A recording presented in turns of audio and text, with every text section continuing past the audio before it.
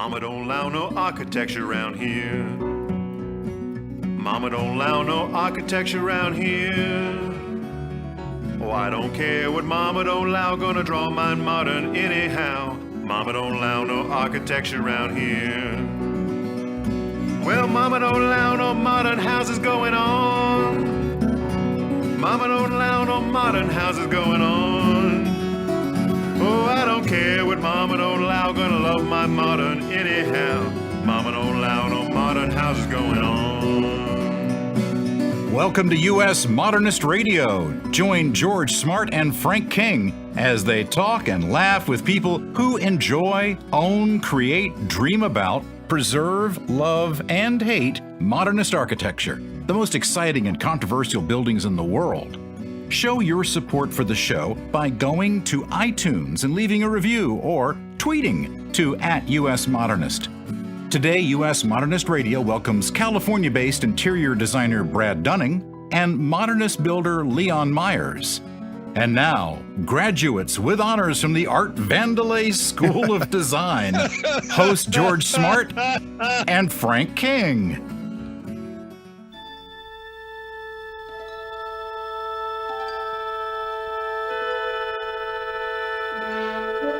Space, the final frontier. These are the voyages of Brad Dunning and Leon Meyers. Their ongoing mission, to explore beautiful worlds of design, to seek out new life in mid-century modern houses, to boldly go somewhere else than the Home Depot.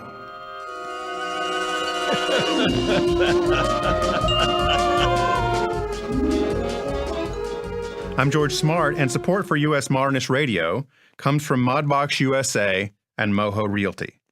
ModboxUSA.com. Turn your mailbox into a Modbox with one of Modbox USA's colorful, stylish, retro, mid-century modern mailboxes that complements your home's modern aesthetic and turns mail time into party time. See one now at ModboxUSA.com. And are you having a hard time finding or selling a modernist house? Sarah Sonk of Moho Realty is an agent who gets it like you do. She loves the modernist houses you love with the expertise, experience, and track record to close your deal. www.mohorealty.com or 919-601-7339. And now here's Frank with the Modernist News. Priority 1 message from Starfleet coming in on secured channel. Dateline, planet Earth, that blue marble in the sky. Christie's International wants to build the world's first portable, eco-friendly private islands here on Earth. The initiative allows buyers to order customized, self-sufficient islands. They can dock anywhere in the world, and they are completely self-sustainable. Customized, self-sufficient islands. They can dock anywhere in the world that are completely self-sustainable. Also known, I believe, as a boat. Yeah. Designed by Dutch hydro architect Cohen Oldthuis. Christie says they will be marketed to affluent buyers looking for a second home and don't want to move to Mars.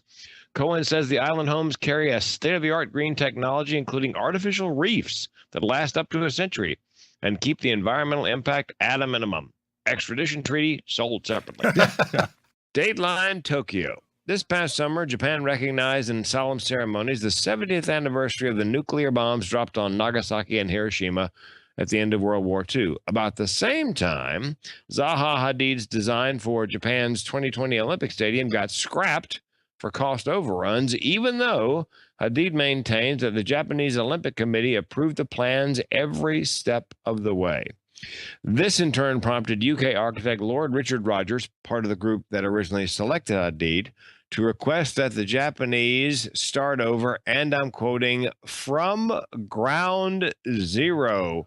Wow, Richard. Ooh. Too soon. And Dateline, London, England, on a lighter note. Even with a lengthy history of alcohol production and consumption, England has probably never experienced such a unique method of imbibing as presented in alcoholic architecture. The latest, wildly popular installation to hit London. Rather than sipping cocktails at the bar, visitors, get this, inhale them. A literal cloud of alcohol, or rather, a 3-to-1 ratio of mixer and alcohol envelops the installation meaning bar. Visitors donning plastic ponchos breathe in humidified libations, absorbing most of the alcohol through their lungs, Although, as the website points out, some will be absorbed through the eyeballs. And into their clothes, too, right? Yeah, I'm not sure what the first signs of alcoholism are, but I'm guessing wearing a poncho and taking highballs through the eyeballs is right up there. And that's the Modernist News. Thank you, Frank. Our guest today, interior designer Brad Dunning, grew up in Memphis and L.A. He has early, wilder roots in the L.A. punk rock scene as part of the original Gun Club, a seminal, noisy punk blues band. For music, he became, and as our opening suggests, author of the Star Trek Quiz Book, a 1977 classic that I bought personally almost the day it came out. Widely praised as designer to the stars, he's been featured in Architectural Digest and other publications for homes all over California, and has created a look Architectural Digest calls cocktail modern. He's worked on photographer Dewey Nick's Irving Gill office, fashion designer Tom Ford's Neutra house, Demi Moore's renovation, Sofia Coppola's home designed by Quincy Jones, that Jones, the architect, not Jones, the musician, plus my favorite, the Kaufman House by Neutra in Palm Springs, where he's been active for 20 years helping preserve mid-century modernist houses and buildings. Builder Leon Meyers, here in the studio with us, graduated from Duke University, and after working for Chapel Hill's well-known security building company, he went solo in 1982 as L.E. Meyers Builders, now part of BuildSense in Durham. Since then, Leon has become the Tom Cruise of modernist construction. Whether it's risky business or mission impossible, if it can be designed, Leon can build it. And what's even more amazing, it's likely to be on time and on budget. He is one of the most sought-after contractors for modernist houses, new or renovated. Durham Magazine's readers voted his firm Best Builder 3 years in a row, which may be a world record for Durham Magazine. It's not that old. And in an epic battle, he wielded a broadsword and fought to the death in the 2015 Guildmaster Award. Guildmaster. No, I'm just kidding. Leon doesn't own a sword. Leon and Brad, welcome to the show. Thank you, George. Over the top as usual. Right. Thank you. Good to be here. So, Brad, tell me about the punk rock scene. I was busy learning Klingon. I missed that entirely. What was that like in the early days? I'm not gonna talk about the punk rock scene. If you pulled up that Star Trek book from the deep bowels of the internet, that's out of left field. You know, I had many. We can all chime in on all the strange jobs we had before we found our way. That was an interesting one. But anyway, yes, I needed some money when I first moved to California and answered an ad in a local paper just to do a research assistant on some projects. So not only Star Trek, but I had to sit through every episode of I Love Lucy and write down notes as well. So I'm well versed in tedium research, which helped me a little bit later down the line.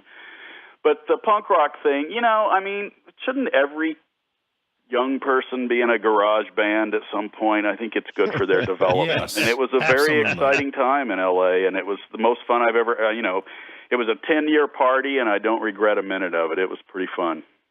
Did that scene start in L.A. and move to the Northwest or vice versa? Well, it was, you got to remember, this is those wild, dark days before the Internet, and underground was really underground. So it all started in different spots at the same time, London being the most sort of famous. But New York, I would say, was probably the flashpoint. So every little area, Boston, Seattle, Chicago, Washington, D.C., Los Angeles, they all had these little scenes going on. And, you had to communicate with fanzines and mail with stamps, and I mean, it was really underground. And stamps. I remember those. So I think they all sort of started at the same time, and they're coming back. In fact, we'll be talking later on in the episode about the return of the postcard. So stay tuned for that. Cool. Leon, in this area, you are the go-to guy for modernist buildings. So let's start off with a basic question. What's some of the significant differences between a traditional stick-built house and building a modernist house? In new construction, it's like it is with traditional houses, a matter of catering to the client, folks who are looking for a more open look, and it requires different materials and different construction methods and a different outlook about the construction overall. So how do you get the right people on your team? How do you find subcontractors and other vendors who know what they're doing? Yeah, the folks who do modern well are not unique to modern. They're tradespeople and vendors and designers who understand how to listen to the client, know enough about design and construction to execute what the client is after, and then they're reliable enough people to show up when it's time to make it happen. So if I ask my cousin, for instance, to build my modernist house, he's probably not going to do as well as some of your guys. That's your cousin with the pick-em-up truck and the dog in the front seat? That's that cousin? Yeah. He might be okay, George. You could give him a whirl. Oh. Yeah.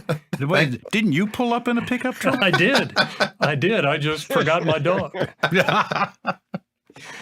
Brett, when you made the transition somewhere along the line from music to design, you've really hit your stride in specializing in this niche of mid-century modern. And I'm sure you do a wide variety of work, but what was your first mid-century modern commission, and how did that go? Well, I was in L.A. at a time when mid-century was just being rediscovered by, the Weisenheimers, the cognoscenti. And it was an amazing time in L.A. that I really wish I could turn back that clock, because you could drive around Silver Lake or look at real estate ads, and they weren't even publicized as a Neutra house or a Schindler house. They were just a house in the neighborhood. So you could buy these wonderful modernist examples for comp prices of the neighborhood. So there was very few people that understood it. Most of them were still being changed poorly into a Southwest style or getting accretions and restuccoed and things. So I was lucky enough to, for myself and my girlfriend at the time, get in a 1939 Richard Neutra house. And that was a real moment for me in terms of understanding architecture in a different way from curbside. I really got to live in it and see how brilliant these structures were. And then I was doing production design at the same time, which is, for a number of photographers, they admired these modern houses. We'd rent them for photo shoots, but inevitably the furniture would be horrible, so we'd have to throw everything out for the day, and I'd have to put in the correct furniture. So basically, what I do now is just a much more expensive permanent version of that, where we restore these houses and furnish them hopefully correctly and interestingly enough. And it just sort of all segued from that. So instead of doing it temporarily, I do it permanently now. When you encountered that house, which I believe was the Macintosh house, right? Yes. Was it move-in ready, or did you confront this long, long list of improvements that you had to somehow get done? Well, we didn't have a lot of money at that point, so it was move-inable.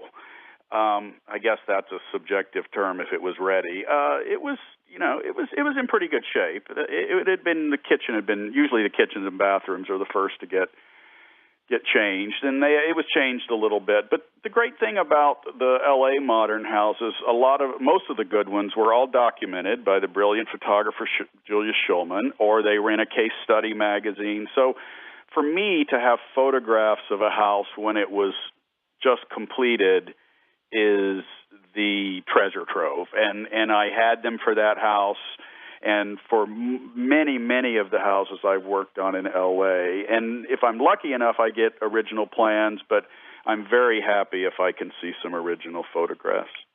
How long did it take you to fix the Macintosh house up? Oh, that's a question you could ask about any house, and I'd give you the same answer. It never stops. I mean, you know that. It can go on because styles change. But in terms of just the architecture, just about less than a year, because that was a small house. That was a house built for two art students, Harrison and Robert McIntosh. And Harrison had a little studio in the front, which I used for his pottery. He's still alive, and he's a very well-known California potter and greatly admired, and I encourage anyone to look at his work if they like modernist decoration. It's just great work. And the brother worked for the Disney studio, which was down the hill at the time, So I do have this utopian vision of them in 1939, 1940, one of them going off to work on Fantasia during the day, and the other one in the studio throwing pots in a modernist Richard Neuter house. So who could do better than that? So if he's still alive, he would be pushing about 100 now, right? He is. He's in his mid-90s. I saw him a couple of years ago. He's still doing well. Lives out in Claremont now. One interesting note, I had them over to the house one time, and the brother said, "What do you think about the bottom of the drawers?" And I go, "They're okay." I didn't know what he meant.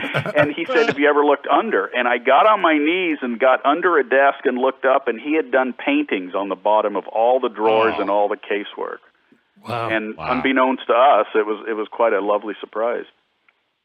Leon, how did you first come across a modernist house in university-oriented Chapel Hill? What was your first project? It was John Conderay design in Durham, something that was a hybrid with plenty of mid-century modern influence for one of the tobacco company executives in the mid-'70s. Conderay was a force in this area, imaginative guy with all kinds of very out there ideas for Little Durham, North Carolina. And Conderay was in Chapel Hill and Durham, all over the place, right? That's right, and finished his career with R.B. Fitch at Farrington in Chatham County, just south of here. And that wasn't the only Conderay house you worked on.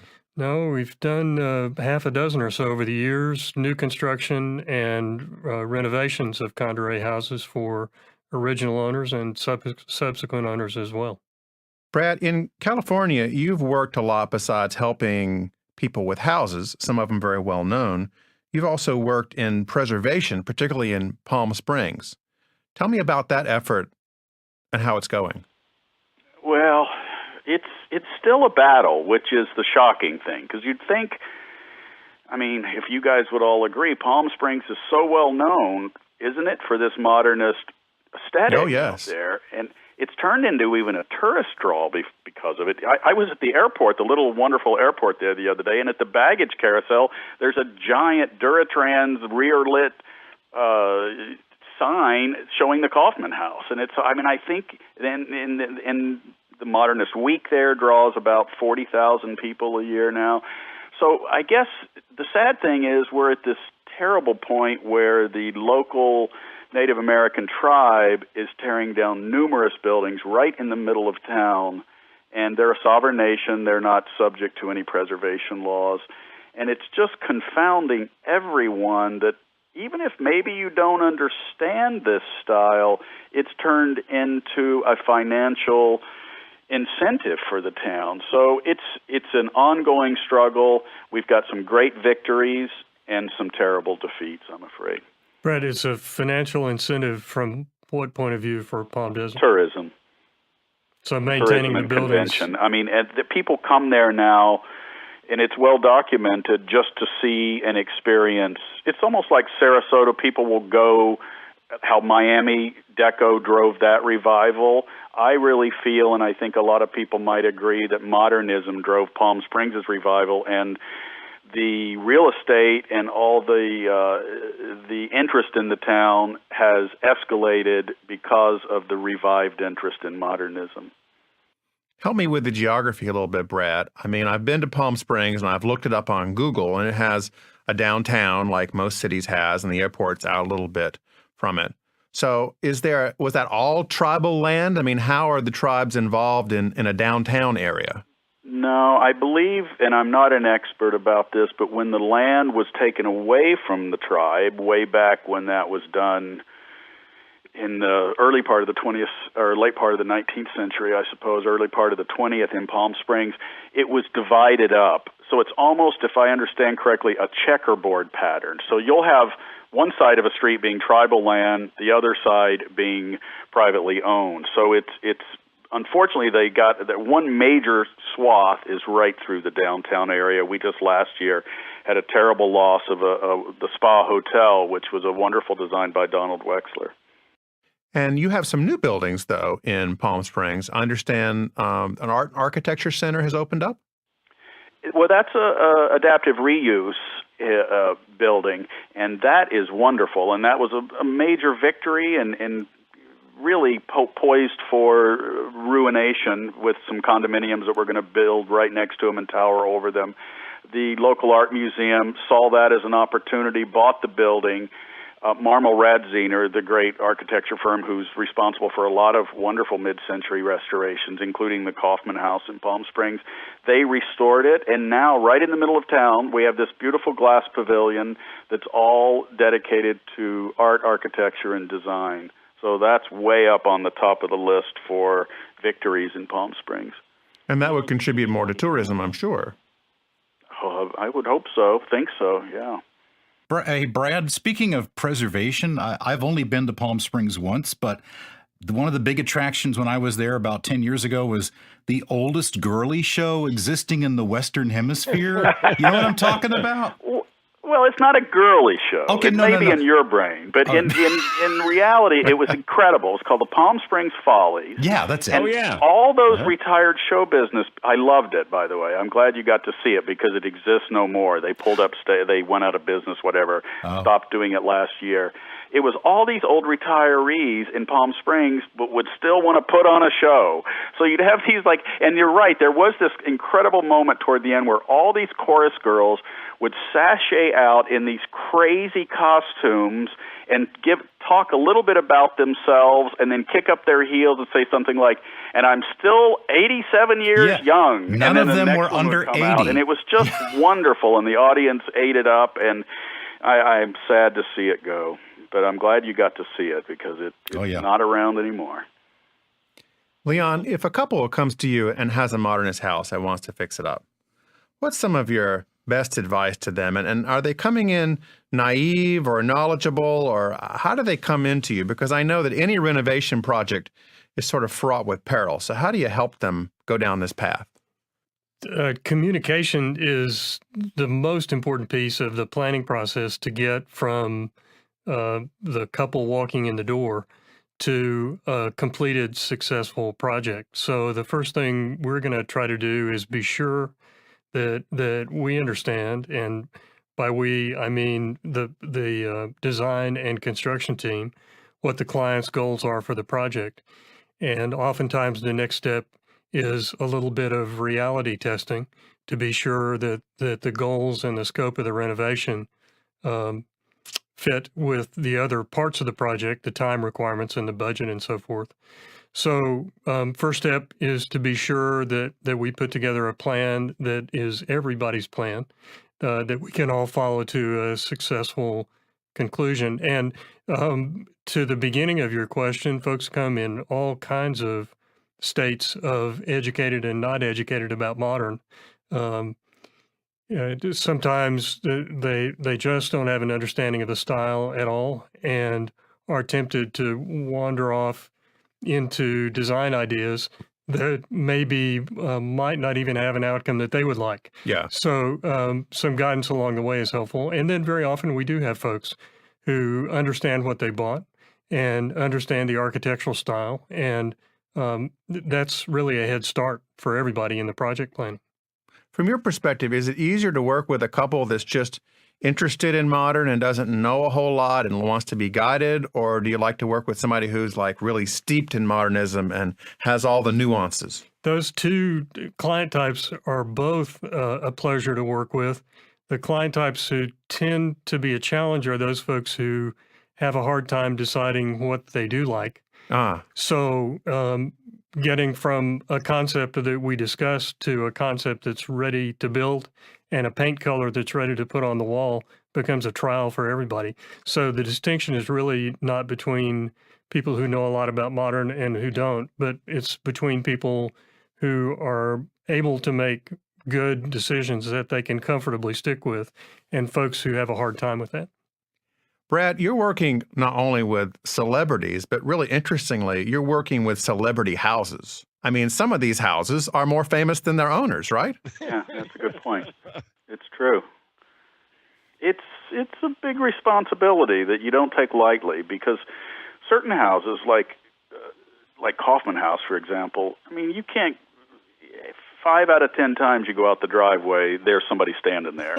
And they've come from Europe, or they've come from some far-flung places, and it's, 110 degrees, and they're looking at you, with big eyes, saying, "Is there any way we can have a peek inside?" And they're rock stars, these houses. They're like paparazzi outside. Only a couple of them are that famous, but I think you are under a lot more scrutiny to do things right, and that's a big responsibility on any house, but especially these ones that are so well watched. And I sort of embrace that responsibility, and it keeps everybody on their toes, that's for sure. So there are ones that, and there's always, you maybe do something one way and somebody sees it and writes you a little letter. It's almost like writing or saying anything.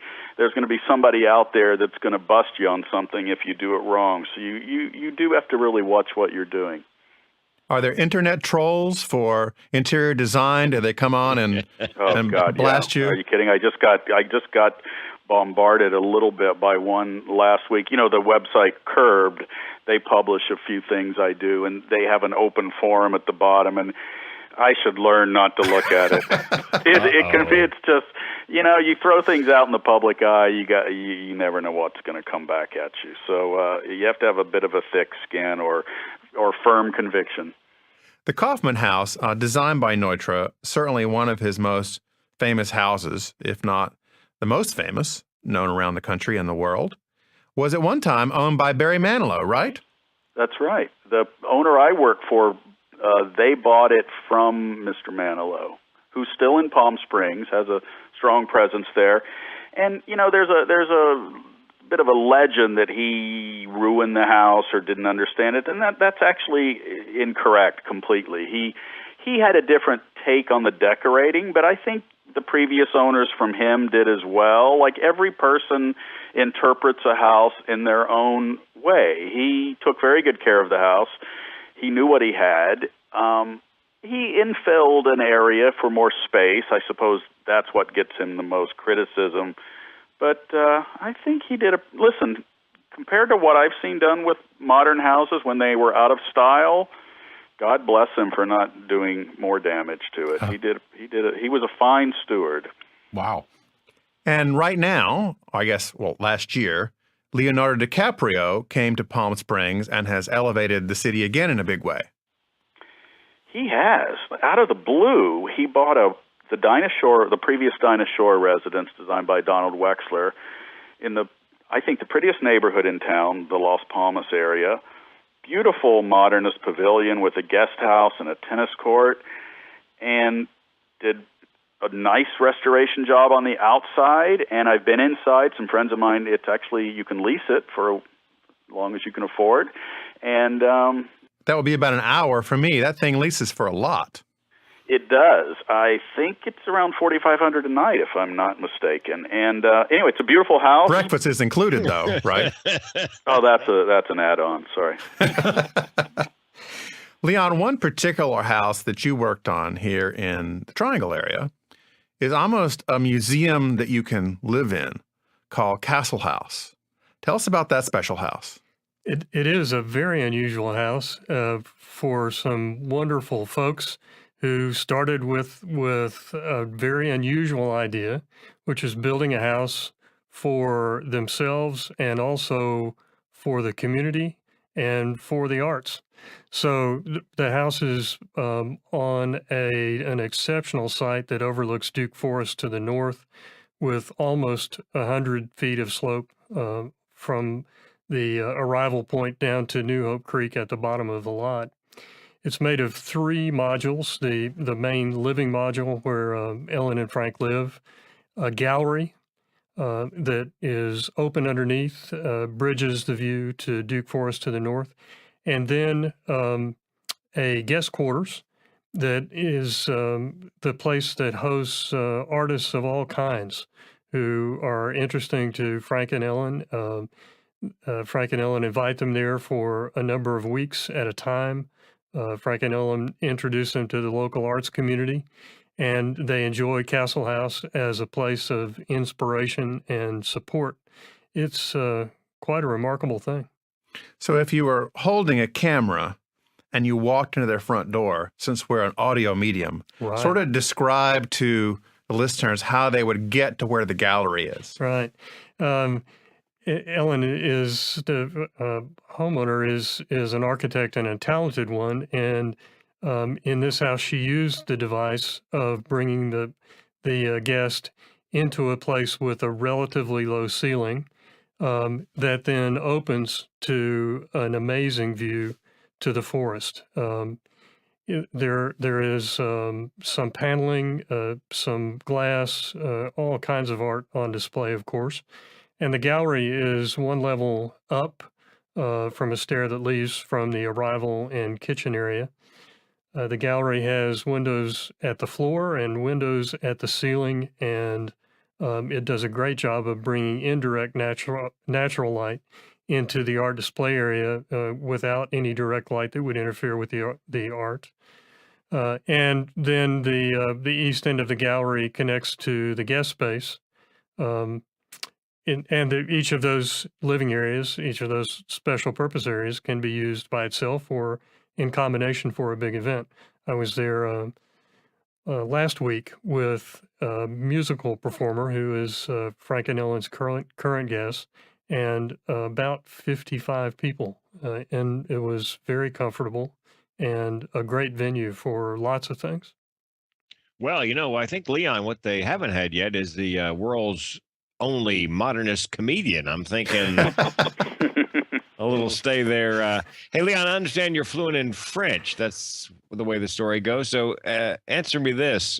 How do you say in French, don't have your cousin build your modernist house? Ne fais pas construire votre cousin votre maison moderniste. Yeah, hardly fluent, but I try to keep up with it. Yeah. We'll have to use that quote for our French edition. Yeah, there you go. Leon. Good idea. Brad, I see you're with CAA, and as I mentioned moments ago, I am arguably the world's only modernist comedian who could really use an agent at CAA. So if you could help a brother out, that'd be really nice. Oh, I wish. I'm not with CAA. I once, long ago, did a home for one of the partners, a home designed by Wallace Neff. And I worked on actually 1, 2, 3, 4 of the offices in the previous CAA building, the one that was designed by I.M. Pei right there in Beverly Hills on Wilshire. But they've moved on to this giant building in Century City, and that was, it's pushing its way down the resume now. But it was a fun time because you'd go whenever I'd go to work, you'd go in the lobby, and I mean seriously, there'd be like Brad Pitt standing there and all these other people. It was I was a little, I'm from Tennessee. I'm still starstruck. It's one of the fun parts about being in LA. It just going to the grocery store sometimes is a little bit of a scavenger hunt.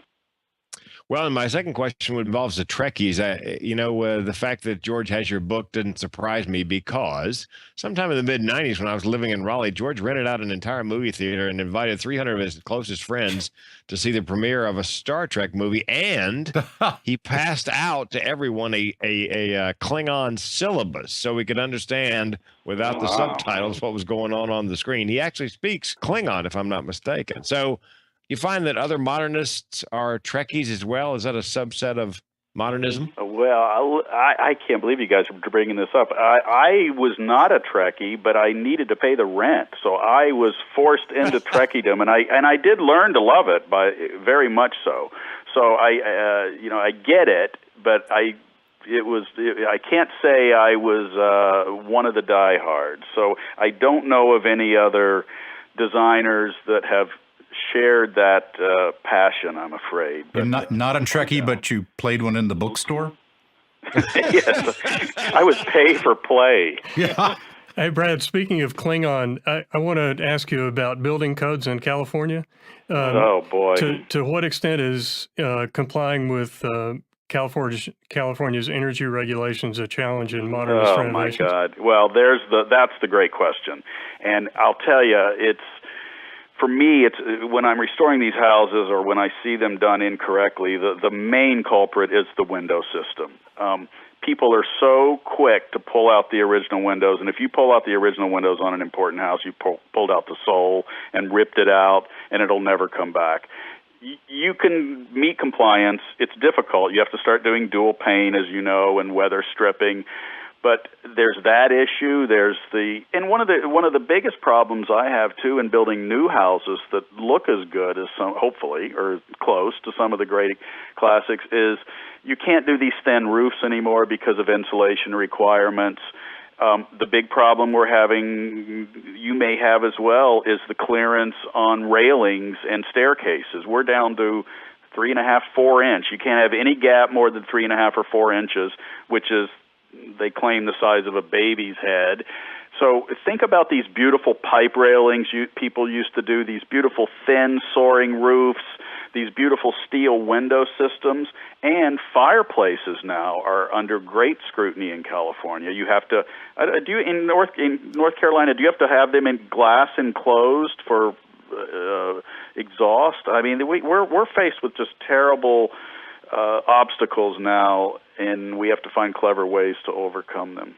Yeah, it's a challenge everywhere, I'm sure, and I know California's energy regulations are more demanding than most. Yeah, it's really a bummer. I had the pleasure of listening to Brad talk about another one of his passions, other than design and Star Trek, and that is Hawaii, where he spent a great deal of time. Most people don't think of Hawaii or Honolulu as a modernist mecca, but it really is. Tell us about that, Brad. Yeah, it's exciting. I encourage anyone that's interested in modernism. I'm sure they know about it, but if they haven't, get over there sooner than later, though, because I've never seen such a quick decimation of a town. It's just being flooded with money and development, and the city father or the city government there is very pro-development. So every time I go over there, there's something that I loved and took for granted gone. But think about it in the same way. You think of other modernist cities that you think of as being a consistent style. You think of Berlin or Tokyo, and in Honolulu, it's all mainly was developed in its big trajectory after the war, since a lot of military people went over there and discovered it and fell in love with it, and then that's when development started.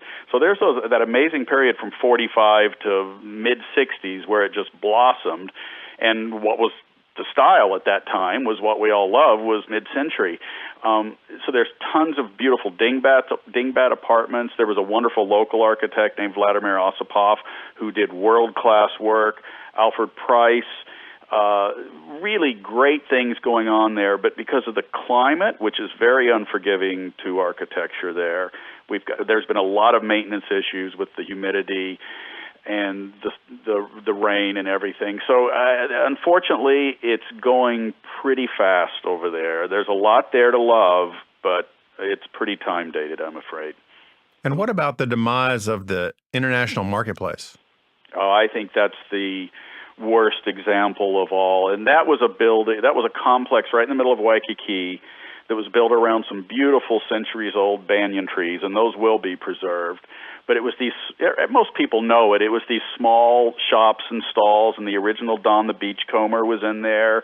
There were numerous wooden carvings and tikis by Edward Brownlee, who was the master in the island over there. It was just a beautiful little respite shaded area with meandering pathways and labyrinthian layout, and it's just, no one could believe the city let it get bulldozed for just the most benign, anywhere USA looking shopping plaza that they're putting there. It's a crime against civilization that happened. But what happens, and we all know this story, things start getting a little old, and then you get some unsavory people hanging out, and everybody goes, "Oh, that's old, we got to tear it down."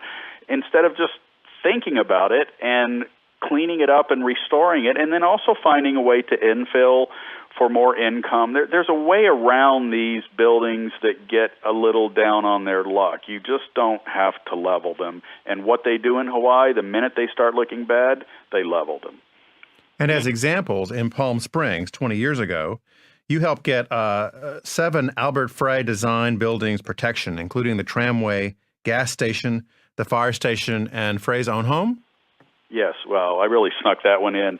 I was on the Historic Site Preservation Board, and we just, someone on the advisory board there just said, like, why don't we just do a bunch at one time and just get it over with?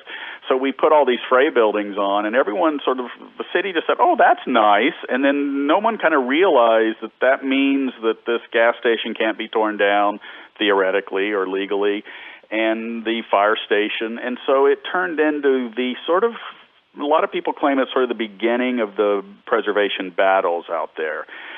Palm Springs, like other towns in the 90s, was just economically depressed, and in a way, that was the greatest thing to ever happen to Palm Springs. Just for it to sit there and not be worth anything for 20 years. It was just amazing. So it all sat there as a time capsule, and then a couple decades later, when money started coming back, all of it came to a boil.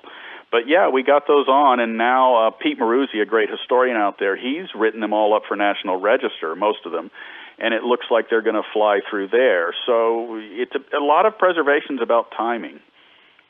And Brad, North Carolina Modernist Houses is coming back out to Palm Springs in February for Modernist Week, and so we hope we'll get to see you. I hope so. I love it. I loved your presentation last time out there. I think most of the world doesn't know. I mean, as you admit, most people think of North Carolina as a completely not a hotbed of modernism, and it actually was and is. So it's interesting to sort of expose that to everyone. Well, come out and visit us, and Leon will take you around and show you our building codes. Happy to do so. Love it. I want to thank our guests, Brad Dunning and Leon Meyers, for being on the show. You guys were great. Thank you. Thank you. US Modernist Radio is underwritten by Sarah Sonk, the real estate agent who loves modernist houses just as much as you do. 919-601-7339. And by modboxusa.com and their swanky, colorful, stylish, retro mid-century modern mailboxes. Thanks for listening. I am George Smart with Frank King. Take us out, Mr. Tom. Visit US Modernist Radio on the web at usmodernistradio.org for links about people and buildings mentioned today on the show. We record at Soundtracks Recording Studios in Raleigh, North Carolina. Our theme song was performed by George Smart and Robinson Earl. Meanwhile, follow us on Twitter at US Modernist or email us at comments@usmodernistradio.org. US Modernist Radio is a production of North Carolina Modernist Houses, a nonprofit educational archive for the documentation, preservation, and promotion of modernist residential design. I'm Tom Guild. George and Frank and I'll be back in 2 weeks for another floor-to-ceiling, cantilevered, concrete and steel, carbohydrate and Kardashian-free edition of US Modernist Radio. No Kardashians. None. Zero.